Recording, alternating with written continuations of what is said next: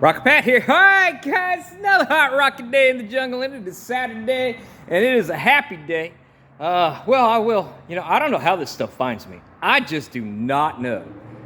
For all the Mopar fans, it's going to be a K-member swap from a Slant 6 to a V8 K-member. But that's not what this video is about. This is a happy day, happy day, happy day.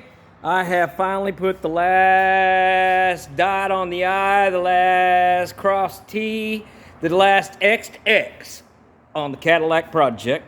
And I thought I'd show y'all final fitment here. Last thing I had to do was put a heater control valve in place. Even though the air conditioning system has an issue with the control of said things, that's a separate issue. That's not my issue at the moment. My issue was to put a different engine in this car, make sure that the air conditioning compressor was on board and hooked up, and it is, and it makes cold, and I'm happy with that. Yeah, it's down there. AC's on the car. Very pleased to say that after I repaired the oil pressure, not the oil pressure, but I guess I did repair the oil pressure, but after I put the correct O-ring in there, I'm holding 30 PSI at idle with 200 degrees on the temp gauge, and hits 50, 60 PSI cruising down the highway. I'm very pleased with that. Can't complain about that at all on an engine that's got 175, 180,000 miles, somewhere in that range. But yeah, last things I had to do, one of the last things I had to do was add a AC check valve for the air conditioning. Get on the throttle and it would change the location. And had to add me a little fuse over here, just a few little tidies up. But let's go over to our board and we'll do the final checklist and knock them down. On our 1985 LS Caddy swap, I have gone through all the checklist, and so far the last things that we need to check off is we have added coolant, so the coolant's on board, and I have replaced the radiator cap because I noticed that the upper radiator hose sucked closed one time, and that's telling me the cap wasn't venting back to the tank to pull coolant up.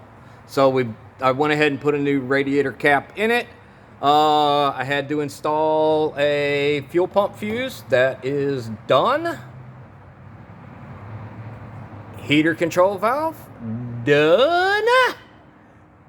AC vacuum check valve, and done. And we are done with this hot rod. I don't have anything else. I have put 100 miles on it since, with the air conditioning kicking ass. Down at 40 degrees here in Houston when it was 80 outside.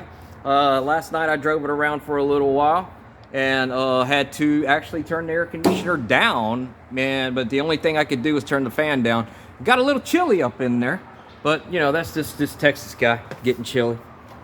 So I don't know what else to do but do the do, hit the key, let's see what it does. And I'm telling you right now, this car rocks. We have the check engine light on. I hooked up both of them. The stop engine oil pressure light.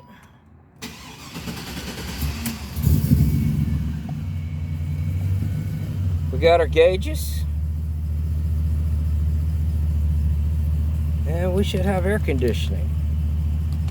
You know what's wrong with the air conditioning? I think that fan motor is going bad. I had to whack it once before. Let's see if that's going to be the situation again.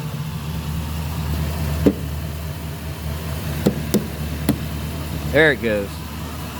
Is it? No? All right, well, I got a problem with this fan. So I will be looking in on that. Looks like I got one more problem. All right, well, that's about it. I'm not going to show anything else on the car. I'll get that fixed back up and everything, and we'll go from there. The next thing I'll do is, I guess we'll just go ahead and have to go take this thing for a ride. All right, guys, well, y'all keep rocking and a-rolling and a-rolling and a-rocking. And I think the next video is going to be taking this thing for a ride. It's a ride, man. I think there's going to be some people that are going to be like, what the hell's going on? Because it rocks, it rolls, and it rocks and rolls. Breaks them rear tires loose 30 punch, I promise you. Y'all have a good day. Keep rocking and a-rolling and a-rolling and a-rocking. I'll keep grinding it down. Hee hee.